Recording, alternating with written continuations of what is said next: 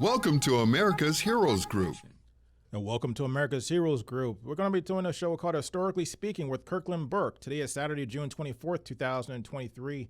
June is LGBTQ and PTSD Awareness Month. Our host is Kelley, heard at the top of the hour. I'm Sean Claiborne, the co-host. Our executive producer is Glenda Smith, and our digital media producer is Ivan Ortega of Scouts Honor Productions. And we have a partner with us, Kirkland Burke. He's a U.S. Navy veteran and military historian.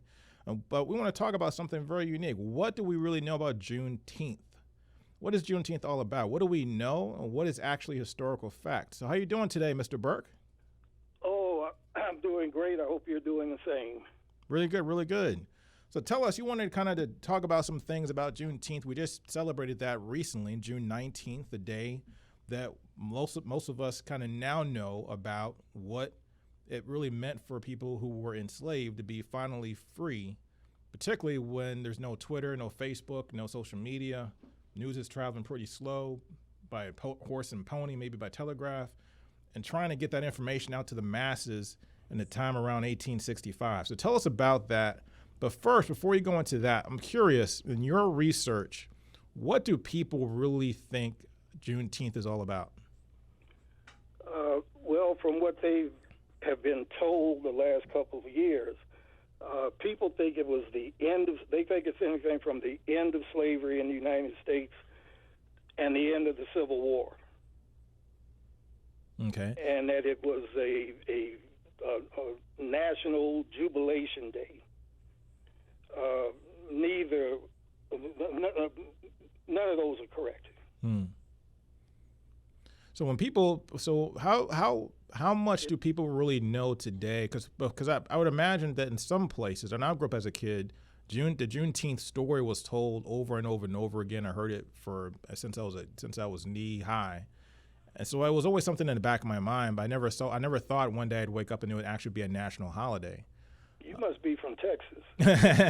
From Maryland. Then where I grew up on the East Coast of Maryland, all those Civil War sites, Gettysburg, Pennsylvania, all these places are real places to me. These are places I drove past, going to on vacation or just go traveling to see family members or whatever. These are areas, these battlefields in Virginia and Maryland and Pennsylvania. Those are real places to me. That's what we saw on field trips as a kid. So in black culture in my area, my neck of the woods in the United States, those were stories that were told over and over and over again. But I was curious though, like from your research, how do people receive Juneteenth around the United States now that it's a new holiday? I never heard of Juneteenth until the 1970s when I was in Milwaukee, and that was when I first heard about it. And this had to be like around maybe 1973, 74. And later I was told they had started celebrating it around in 1968, somewhere around in there. And I know Denver also used to have a big celebration for it. Other than that, I didn't know anywhere where it was observed other than in Texas. Mm-hmm. But just to clear up some things right away, Juneteenth was not the end of slavery in the United States, and it was not the end of the Civil War. The 13th Amendment is what ended slavery in the United States. Thank you. Not the Emancipation Proclamation. Thank you. Which, just to put it simply out there, the Emancipation Proclamation didn't free anybody. Mm-hmm. It only, according to the proclamation, it only had effect on the states that were in rebellion. The problem is those states had left the Union, formed the Confederate States of America, so Lincoln had no jurisdiction over them. Mm-hmm. So the proclamation really had no teeth. It couldn't be enforced. The only way it could be any enforcement of it was as the Union Army marched south. And as the Union Army would go through an area, that was how the slaves got freed. And remember this, they were not citizens. Mm-hmm. Right. They were referred to by the Union troops as contrabands of war. Mm-hmm. They were Africans. Now, with Juneteenth, we're actually celebrating an event that occurred with people who were not Americans and it occurred in another country other than America. Texas was not part of the Union in 1865. Texas was not readmitted back into the Union until March 30th of 1870. Wow. So from what I remember as a child growing up, the story was always told to me, you know, when people talk about the Civil War, talk about the past, or there was a history lesson that came up and somebody would just comment, well, you know, a lot of slaves weren't really freed until after the Civil War was way over with. I heard stories that years went by before some people were actually liberated from their captors, liberated from the plantations where they were working on for free. Well, that may have, you know, how stories get told and added to over time. Mm-hmm.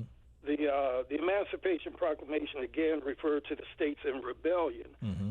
That meant that the border states, and by border states I mean the border between the North and the South, not at the border of Mexico, those states that did not secede from the Union, Maryland, your state, Mm-hmm. Missouri, what was it, Kentucky, and Delaware. Delaware, yeah. Mm-hmm. They remained slaves there until the 13th Amendment was ratified. Right. So which brings to the point. So actually, when we think of the end of the Civil War or the Emancipation Proclamation ending slavery, reality was even after the Civil War was technically over, slavery still existed in the North, in Delaware and Kentucky, the last two states to get rid of slavery, which were northern states that were Union states. All right, and also when we were always taught in school that the war ended when Lee surrendered at Appomattox. That is not true. Lee only surrendered the troops under his command, which was the Northern Army of Virginia. That's what he surrendered at Appomattox. And they have us. Well, I think the general thinking is that ended the war. Which it didn't. It was still going on. Actually, not until 16 months after Appomattox, August 20th, 1866, did President Johnson formally declare an end to the war. Mm-hmm. So over time, we get myths, a little reality, and a little yeast gets thrown into things, and suddenly you have, you know, what we have. And even when you try today and tell people, I found this out. I'm trying to think of that quote from the movie Liberty Valance.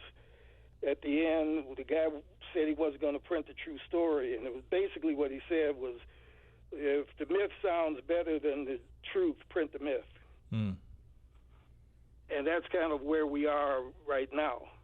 It just sounds prettier. It sounds like it's a prettier romantic story to show that, and also it sets up this dichotomy, which we think about it carries on, and even in future conflicts after the Civil War, that there's a good side and a bad side, the good guys and the bad guys. There's no shades of gray. It's black and white. The bad guys lost, the good guys won. Everybody should be happy. But the reality was there was a lot of bad in the North going on at the same time.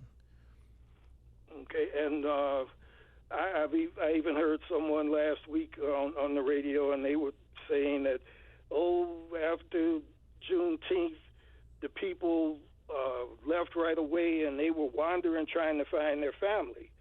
Well, if you actually read the general order that General Granger posted, he told them basically stay where you are, negotiate with your former masters wages.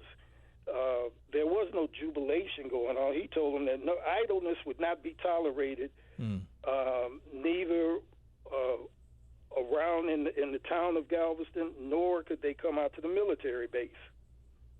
Wow. So, and that stay and negotiate wages, and this is just my take on this. This kind of eased you into what eventually became sharecropping. Yeah. And also which the was Jim de Crow facto, South. That was de facto slavery. Yeah, exactly. And that gave birth to Jim Crow South, and now you have that whole legacy where people are being arrested because they looked like they were a vagrant when they were just walking down the street. If they didn't have someone white to report to, they could be arrested and put back into servitude. Right, and we get I like how Mama D, who calls in frequently, she always says get the language right, and how they say the Great Migration. I think of it more as the Great Escape. Right. Because that's what a lot of people would do, especially if you were a sharecropper. You couldn't go tell the landowner that you were packing up and leaving. Right. You had to leave under cover of darkness. And that's where some of the Pullman porters came in certain areas.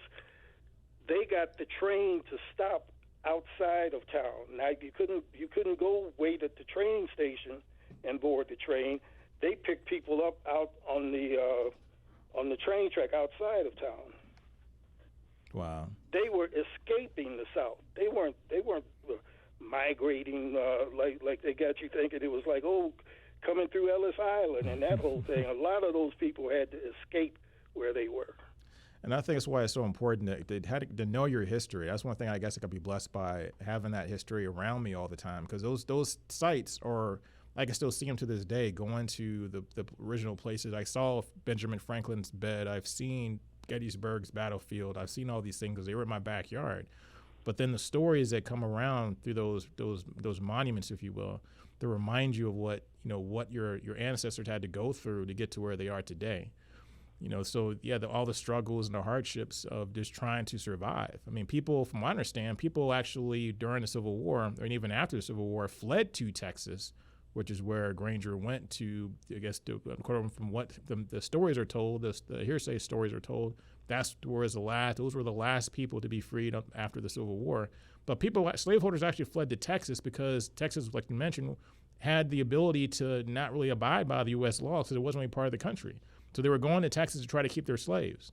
No, Texas was a state at that time. Okay. But the reason they were in Texas, some of the slaveholders, as they realized the Union Army was coming south, some fled to Texas with their slaves. The reason they went there is they were trying to get away from the Union Army.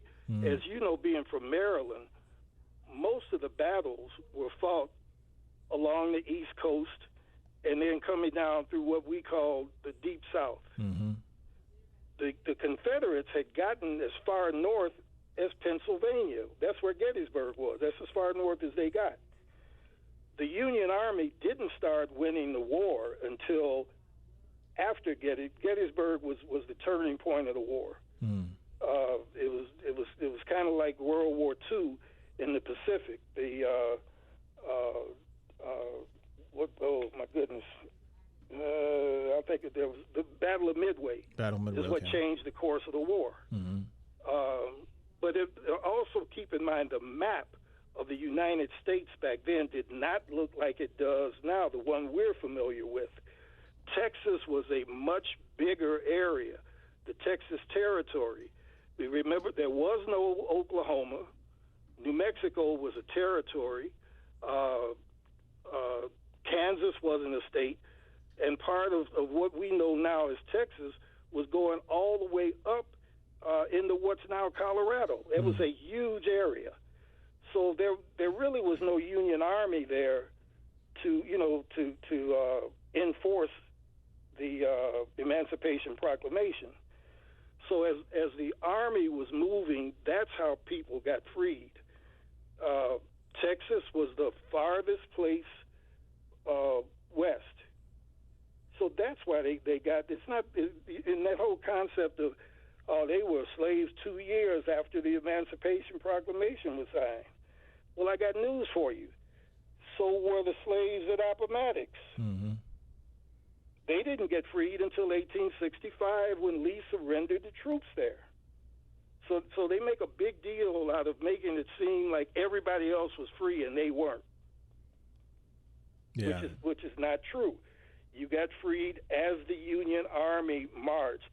Sherman's march to the sea. You had Ambrose Burnside and all of them coming down from the north coming through, and this is how the people got their freedom. And the reason they had to resort to getting so many black troops, when Lincoln signed the Emancipation Proclamation, there desertions from the Union Army. A lot of those soldiers said they were fighting to keep the Union together, not to free the slaves. Wow. And that's when they got the what they call the colored troops. Mm-hmm. If you go to Arlington National Cemetery, you'll see there's a whole area there where the gravestones have a C. It's U.S. I think it's USCT or something. It's United States Colored Troops. Mm-hmm. Yeah. Those were the contrabands of war who they allowed to enlist into the military. Yeah, because you have to understand the contraband is still considered property. Right, and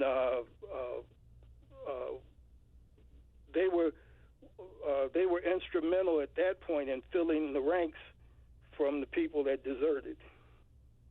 Wow. So I never thought of it from that perspective. But I always did look at it from a perspective, and this in typical war, and typically with civil wars, and it even reminds me of what's going on in Ukraine right now when we look at the conflict there and how that's gotten messy. Civil wars are very, very messy. And the reasons that Civil War, America lost more people in the Civil War than every other war we were in combined. Mm-hmm. Something like 600,000 people. Right. Mm-hmm. It was a bloody war that was unlike any other war up to that point, and that military people from Europe actually came over to observe the battles, to learn battle tactics, what to do and what not to do. Trench warfare was created during the American Civil War, wow. which became so important in World War I. That's where they got it from. Wow. And the reason it was so deadly, the cannons. Now you had heavy field artillery, and those cannons wreaked havoc on the way they fought. They would be in the skirmish line. Mm-hmm. Yeah. And they didn't have repeating rifles. So you fired your weapon, and then the next line behind you stepped forward, and while they were firing, you were reloading. Mm-hmm. Well, if I've got a line of cannons, you just a sitting duck. Yeah, there was no such thing as taking cover. Right, and most injuries, if you got injured, concealment. The general thing was you got shot in the arm, they cut your arm off. Yeah, amputations were like just crazy. Right. And it's thinking like how I guess I can't think of anything else to call it, but barbaric. How hospitals were. It's in the field with no sanitation. You have flies everywhere. It's 100 degrees in the shade some places, and somebody's cutting off your leg with a saw. They learned that through war, you can improve medicine, especially surgery. A lot of the inventions and things that we have now in medicine, and even not in medicine, came from the battlefield surgeries.